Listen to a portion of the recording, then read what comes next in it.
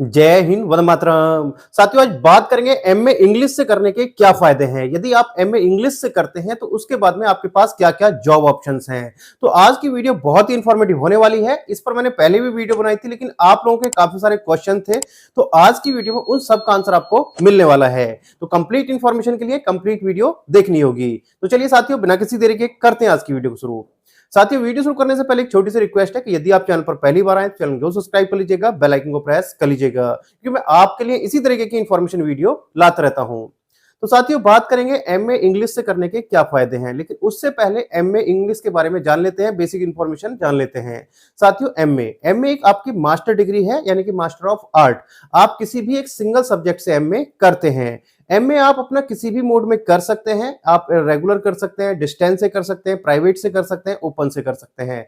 किसी भी मोड में आप कर सकते हैं। आपकी जो डिग्री होगी पूरी तरीके से मान्य होगी। यदि आप गवर्नमेंट जॉब में हैं तो उसके बाद में आप क्या कर सकते हैं, डिस्टेंस से, ओपन से या प्राइवेट से आप अपना एमए कर सकते हैं। अब बात करें साथियों, एमए के लिए एलिजिबिलिटी क्राइटेरिया क्या होता है। तो साथियों, एमए करने के लिए आपने अपना किसी भी मान्यता प्राप्त यूनिवर्सिटी से ग्रेजुएशन कंप्लीट किया हुआ हो। ग्रेजुएशन में ऐसा नहीं है कि आपने बीए इंग्लिश से किया होगा तभी आप एमए इंग्लिश से कर सकते हैं, ऐसा नहीं है। आपने ग्रेजुएशन में अपना कोई भी सब्जेक्ट है, किसी भी सब्जेक्ट से आपने अपना ग्रेजुएशन किया है, फिर चाहे ग्रेजुएशन में आपने बीबीए किया है, बीसीए किया है, बीकॉम किया है, बीटेक किया है, कुछ भी आपने किया है, तो आप अपना एमए इंग्लिश से कर सकते हैं, कोई प्रॉब्लम नहीं है। तो आपको चीजें क्लियर हो गई होंगी। दूसरा आता है कि आपका ग्रेजुएशन में कितना परसेंटेज होना चाहिए। तो साथियों, ऐसा कुछ नहीं है कि एमए में परसेंटेज की रिक्वायरमेंट होती है।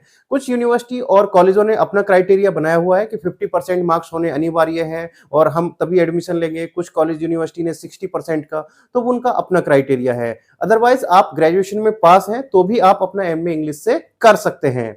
अब बात करते हैं साथियों के एमए करने के क्या फायदे हैं। साथियों, एमए करने के बाद आप हो जाते हैं पोस्ट ग्रेजुएट। तो पोस्ट ग्रेजुएट के बाद में आप टीजीटी और पीजीटी के लिए एलिजिबल हो जाते हैं, तो उसके लिए आप अप्लाई कर सकते हैं। कुछ स्टेट में आपका एमए के साथ साथ आपका बीएड भी मांगा जाता है, लेकिन मैक्सिमम स्टेट में आप डायरेक्ट अप्लाई कर सकते हैं। यदि आपने बीएड भी नहीं किया हुआ है तो भी आप अप्लाई कर सकते हैं।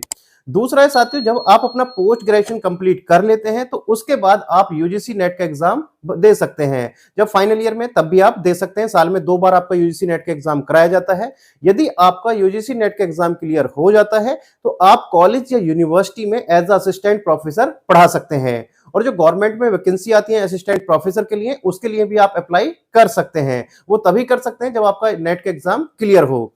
यदि आपके नेट के एग्जाम में अच्छा स्कोर आ जाता है तो आपको मिल जाता है जेआरएफ, जूनियर रिसर्च फेलोशिप, जिससे आप क्या कर सकते हैं, स्टेट गवर्नमेंट यूनिवर्सिटी या सेंट्रल गवर्नमेंट यूनिवर्सिटी से अपना पीएचडी कर सकते हैं, जिसमें आपको पीएचडी करने के लिए अच्छा खासा अमाउंट दिया जाता है। पर मंथ का 35 से 40 हजार रुपए तक का अमाउंट आपको दिया जाता है।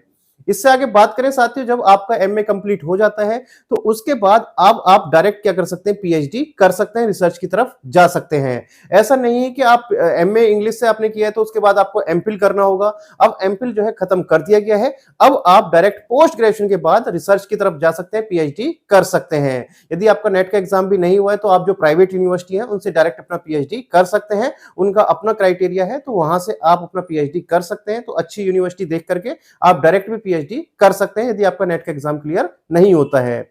इससे आगे बात करें साथियों, एमए इंग्लिश से यदि आप करते हैं तो आप स्कूल में लेक्चरर बन सकते हैं, स्कूल में टीचर आप बन सकते हैं, टीचिंग लाइन में अपना करियर बना सकते हैं। इससे आगे बात करें साथियों, यदि आप इंग्लिश में अपना एमए करते हैं तो उसके बाद आप ट्रांसलेटर की जॉब कर सकते हैं, जिसमें काफी अच्छा खासा सैलरी पैकेज है। तो ट्रांसलेटर की जॉब आप कर सकते हैं।